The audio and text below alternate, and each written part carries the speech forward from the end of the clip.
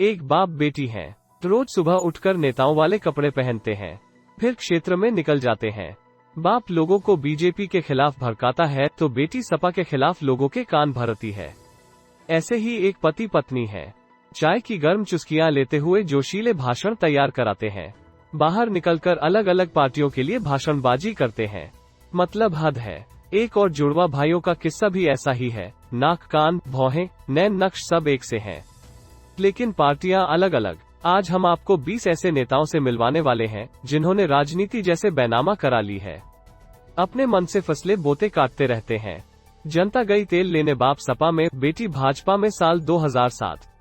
मायावती दलितों की सबसे बड़ी नेता और स्वामी प्रसाद मौर्य पिछड़ों के। माया ने मौर्य को मंत्री बनाया, पार्टी में नंबर 2 या नंबर 3 हैसियत बना ली। 2012 के चुनाव तक सब मस्त रहा, मंत्री जी मस्त रहे। रिजल्ट आया तो हाथी पस्त हो गया था। अब मंत्री जी को अपनी कुर्सी याद आने लगी। सोते तो सपने में लोग आकर मंत्री जी कहते। उन्होंने तय कर लिया, पार्टी की विचारधारा, बहुजन समाज की बातें तो कुर्सी के लिए थी। नेताजी ने जुगाड़ लगाना शुरू किया, लेकिन अब की सपा सरकार खुद ही फूले नहीं समा रही थी, इसलिए तब सपा में कोई जुगाड़ बैठा नहीं। मौर्य जी ने टारगेट सेट किया कि 2017 तक कुर्सी पानी ही है, कुछ भी हो जाए। इसलिए 2017 में उन्हें बीजेपी की विचारधारा प्रदेश को आगे ले जाने के लिए सबसे मुफीद लगी। हुआ भी वही, प्रदेश आगे बढ़ा। Swami Prasad Maurya cabinet minister.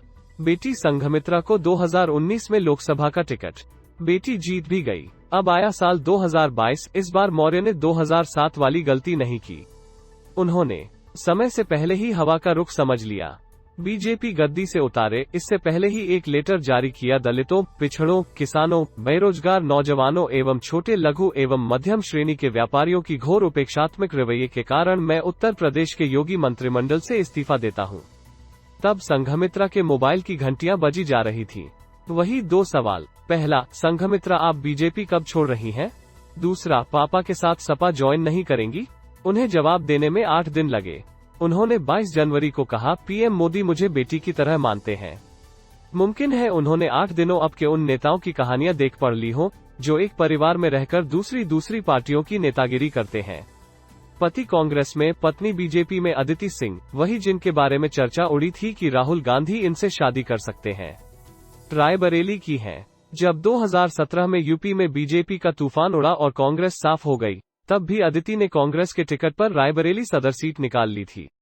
इनके पापा अखिलेश सिंह खाटी कांग्रेसी थे। उन्होंने पंजाब के कांग्रेस विधायक अंगद सैनी के साथ अदिति का रिश्ता तय कर दिया था, शादी भी करा दी। अखिलेश सिंह 20 अगस्त 2019 को चल बसे। अदिति ने हवा का रुख भांपा और 25 नवंबर 2021 को बीजेपी का दामन थाम लिया। उधर पतिदेव अब भी कांग्रेस के साथ बने हुए हैं। संयोग से चुनाव भी उत्तर प्रदेश और पंजाब में साथ साथ है, इसलिए दोनों सुबह उठकर अपने अपने क्षेत्र में जाते हैं, जोशीले भाषण देते हैं। एक बीजेपी के लिए, दूसरे कांग्रेस के लिए। दोनों के बयान खूब जोशीले होते हैं। सोमवार को ही सिंह ने कहा, कांग्रेस चापलूसी से चलती है।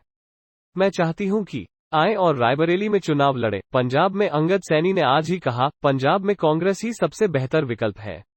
मुझे पार्टी पर पूरा भरोसा है। शिकलें एक सी, लेकिन पार्टियां अलग अलग। अगर आप आज सहारनपुर चले जाएं, आपको हर चाय चुकड़ की दुकान पर 2 नाम सुनाई देंगे, इमरान मसूद और नोमान मसूद। दोनों 8 बार सांसद रह चुके काजी रशीद मसूद के भतीजे हैं। काजी खाटी कांग्रेसी थे, लेकिन ये दोनों कांग्रेस में नहीं हैं। इमरान का रंग रूप तो नोमान से मिलता है, लेकिन वो 2-4 मिनट नोमान से बड़े हैं, इसलिए उनका अनुभव भी 5 मिनट बड़ा है। इमरान ने इस बार की हवाओं के बहाव का कुछ अंदाजा लगाया है। उन्होंने पिछले हफ्ते सपा ज्वाइन कर ली है। इधर नोमान को भरोसा है उनकी नाव को किनारे तक बसपा ही ले जाएगी, इसलिए ये दोनों भाई रोज सफेद कुर्ता पैजामा पहनकर लोगों के बीच बैठते हैं, चुनाव जीतने का तिकड़म लगाते हैं, लेकिन 2 अलग अलग पार्टियों के सहारे। भाई सपा में, बहन बीजेपी में। मुलायम सिंह यादव के भाई हैं अभयराम यादव। इनके बेटे हैं धर्मेंद्र यादव और बेटी संध्या यादव। दोनों राजनीति में हैं। धर्मेंद्र बदायूं से 3 बार सांसद रहे हैं सपा के टिकट पर, अब भी सपा में ही हैं। इस चुनाव में लोगों से सपा के लिए वोट मांग रहे हैं, लेकिन उनकी बड़ी बहन लोगों से सपा को वोट न करने के लिए कह रही हैं। क्यों? 5 साल पहले जाना पड़ेगा। जनवरी 2017 में मैनपुरी में बवाल मचा था। मुलायम की भतीजी संध्या के खिलाफ अविश्वास प्रस्ताव आया था।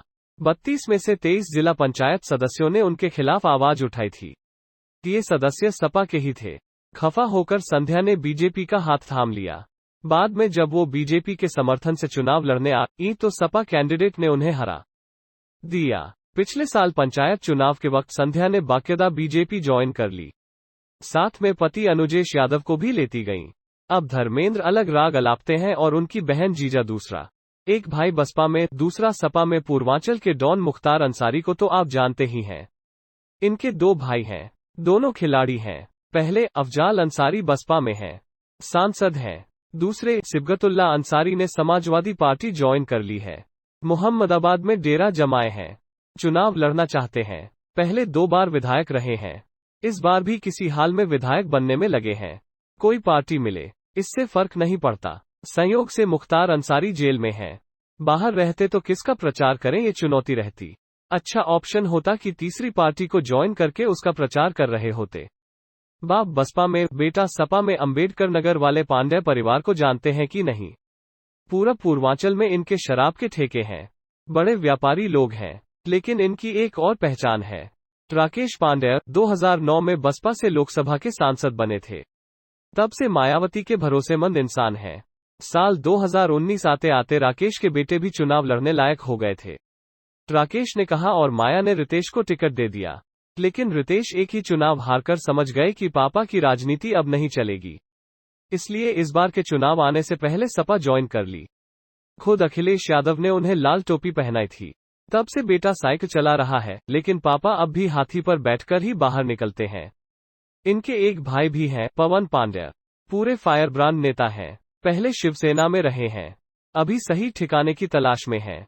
बेटी बीजेपी में, पापा सपा में। औरैया के विधुना से विनय शाक्य स्वामी प्रसाद मौर्य के करीबी माने जाते हैं। शुरुआत कांग्रेस पार्टी से की थी, बाद में मायावती के भरोसेमंद बन गए। पहली दफा 2002 में बसपा की टिकट पर विधायक बने। जब 2007 में चुनाव हारे तो माया ने एमएलसी बना दिया। लेकिन स्वामी प्रसाद मौर्य ने उन्हें समझाया कि अब फ्यूचर बीजेपी का है। साल 2017 की मोदी लहर में वे भगवा में हो गए। अभी जब मौर्य ने सपा का दामन थामा तो विनय भी इधर आ गए। अब सपाई हो गए हैं। विनय शाक्य ने बेटी रिया को पढ़ाया लिखाया खूब था। विनय शाक्य की लहर में बहकर उसे भी पार्टी ज्वाइन कर दी थी। रिया को बीजेपी ने विधुना से टिकट दे दिया। टिकट लेने के बाद वो तो पार्टी बदल नहीं सकती। 25 वर्षीय रिया शाक्य ने देहरादून के बोर्डिंग स्कूल से पढ़ाई की है। पुणे के सिम्बायोसिस यूनिवर्सिटी से डिजाइन की पढ़ाई की है। समझदार भी है, इसलिए पापा के सपा ज्वाइन करते ही गुस्से में वीडियो बनाकर डाल दिया था। बोली, ये सब मेरे चाचा कर रहे हैं। सतरंगी आगरा का सुमन परिवार। आगरा के सुमन परिवार का ब्रज क्षेत्र की राजनीति में ऊंचा ओहदा रहा है। रामजी लाल सुमन मुलायम सिंह के साथ के नेता रहे हैं। केंद्रीय मंत्री और कई बार सांसद रहे हैं। पार्टी के पूर्व महासचिव भी रहे हैं। वे खाटी सपाई हैं, लेकिन उनके परिवार में भाजपाई और सपाई दोनों हैं। उनके छोटे भाई दिवंगत नारायण सिंह सुमन बसपा सरकार में मंत्री थे। नारायण सुमन की बहू इति सिंह एतमादपुर से भाजपा की ब्लॉक प्रमुख हैं। नारायण सुमन के छोटे बेटे स्वदेश सुमन बसपाई हैं। वे बसपा से विधायक रह चुके हैं।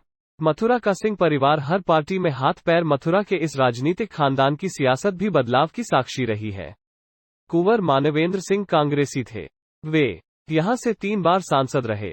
एक बार तो उन्होंने चौधरी चरण सिंह की पत्नी और अजित सिंह की मां गायत्री देवी को भी हराया था। इनके छोटे भाई कुंवर नरेंद्र सिंह भी राजनीति में इनका साथ दिया करते थे। नरेंद्र सिंह मथुरा से ब्लॉक प्रमुख रहे हैं। राजनीतिक चौसर की चाल देखिए कि अब उन्हीं मानवेंद्र सिंह के भाई स्वर्गीय अजित सिंह की पार्टी राष्ट्रीय लोकदल का झंडा थामे हुए हैं। नरेंद्र सिंह 2017 का विधानसभा चुनाव व 2019 का चुनाव रालोद से लड़ चुके हैं।